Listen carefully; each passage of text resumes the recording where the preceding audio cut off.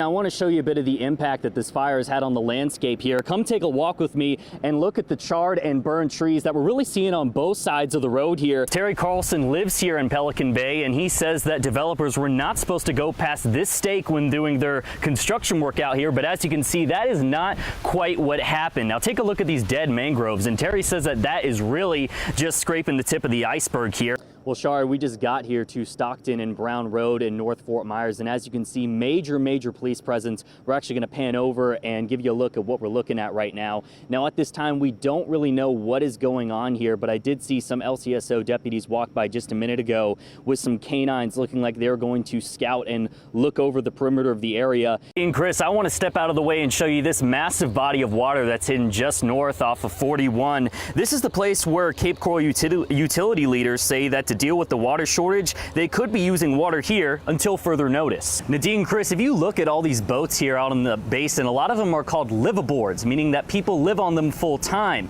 Some of them have lived here for 2 decades, others have lived here for just a few months, but all of them told me that they're worried the upcoming developments could leave them without a home.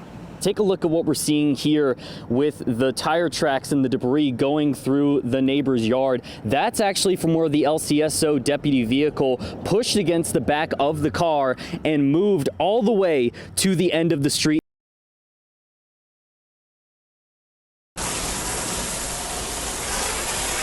David Duvall has lived on his boat Escape Plan at the Fort Myers Basin for about a year and a half. But he's been on the water practically all his life. Well, every day is different, obviously. In my case, it's been a lot of doctor's appointments and stuff like that, trying to get my back repaired. David has had 5 back surgeries, causing him to spend most of his days on his boat. And it's a lot of maintenance. I've got projects on here that I got to get into, but a lot of them, you're stooped over, bent down, because there is no standing up in a boat. For him, it's the lifestyle of a liveaboard that was the most appealing. A lifestyle that he found in Fort Myers at a cheap price, a big draw that's getting harder to find. If you decide you want to get up and move, check out another area, just throw the lines off, start the engines, and go give it another try somewhere else. But somewhere else's are becoming fewer and farther between. And at the other end of the basin, a similar story for Marcia Schwam, who's owned and operated a literal floating hair salon in the basin for 14 years. It would definitely impact my business. Do I stay here? They're not giving us leases, so there's no guarantee that I'm even, or any of the residents here, are able to stay here in the marina, although they say we want the liveaboards to be here. A promise by the city to keep the liveaboards in their floating homes. But even that promise for those liveaboards doesn't seem to be the best way. There's an easier way to go where you can just fix the problems and not do a major $50 million refit. To me, that sounds like a better way to go. When I was over there this morning, not many of them are boaters. So do they really care about what happens in the marina? Or are they just looking at the bottom dollar? What can these new developers put in the pocket of the city? The city voted for a motion this afternoon to create a short list of 2 bidders for when they reconvene on May 16th, where they would then get public's input that they would construct for the actual plan for the bidder that they choose when they reconvene. Live in Fort Myers, Kenan Scott, Fox 4. The scene behind me is one of devastation, but it's nothing compared to what we saw this morning in the aftermath of these storms. Now residents are talking about perseverance in this tragedy and sticking together to lift up those who are most affected. I walked outside because I heard some rumbling and I seen the cloud coming through. Rumbling was how the day started for residents at Century 21 Mobile Park in Iona. A day that none of those families will soon forget. Homes completely destroyed, roofs gone. It's really, really bad. Just no words for that. Yeah, it's just terrible. The devastation that resulted was some of the worst they've ever seen. This damage here in our park is worse than what we had with Irma. Everybody saw funnel clouds, but I didn't because I was hiding, and then we evacuated. And so did many others, choosing to gather their belongings and their families and leave the park. Never seen nothing, never been involved in nothing like this. My poor neighbors.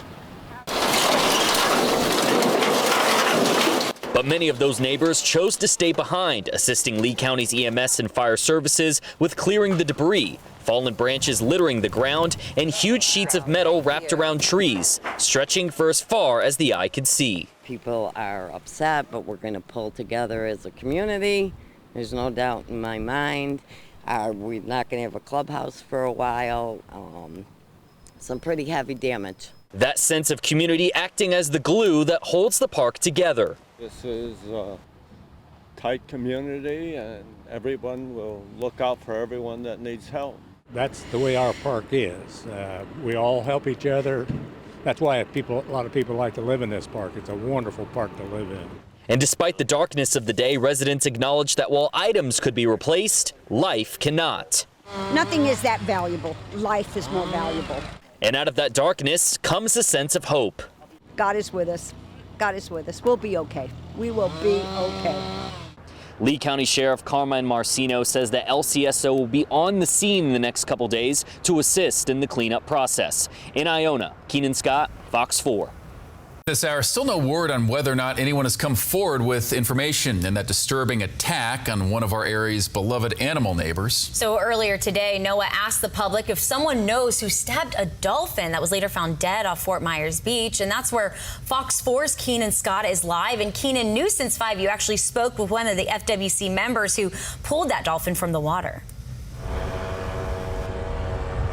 Nadine, Chris, that's right. On March 24th, FWC recovered a female dolphin near Mid-Island that was impaled just above its right eye. And Ranger Rob says that he has a strong theory on why this happened. Not all the humans have the best intentions when it comes to protecting our wildlife. Ranger Rob sees marine life every day when he goes out on San Carlos Bay, from sea turtles to manatees to dolphins. The dolphin groups out here, we have about 20 to 30 that stay their whole life around Estero Island. There's a good couple thousand between Naples all the way into Punta Gorda. They stay within about 20, 30 miles of wherever they're born. Rob was one of the FWC crew members who recovered a dead dolphin that was found impaled from the water. For him, the incident was heartbreaking, but not surprising. It's absolutely horrendous. Like, at first it enrages me. Like, it's one of those things where you want to go out and find these people, you want to bring them to justice. Rob said that because there's so much water in our area, there's too little law enforcement, and it creates a feeling of what Rob calls the wild Southwest. Laura Ingleby with NOAA says that this sort of violence against dolphins happens more often than you would think. Since 2002, we've had about 27 cases that we know of intentional harm, whether it be a dolphin being impaled or shot, or bows and arrows, or blow darts, or pipe bombs. I mean, we've had all kinds of things that people have used to harm dolphins out of frustration, we're assuming. That frustration, Ranger Rob says, is mainly from fishermen. He says it's directed toward dolphins who often compete with them for fish. Dolphins start taking advantage of fishermen. Fishermen get frustrated because it's affecting their job or their livelihood, and they go to extreme measures where they openly hurt or kill the dolphins. And much like a dog learning to beg for food, Rob tells us that dolphins learn to take food from humans, a habit he's very worried about. Dolphins, manatees, sea turtles, sharks, stingrays, all these animals should not see us as a food source.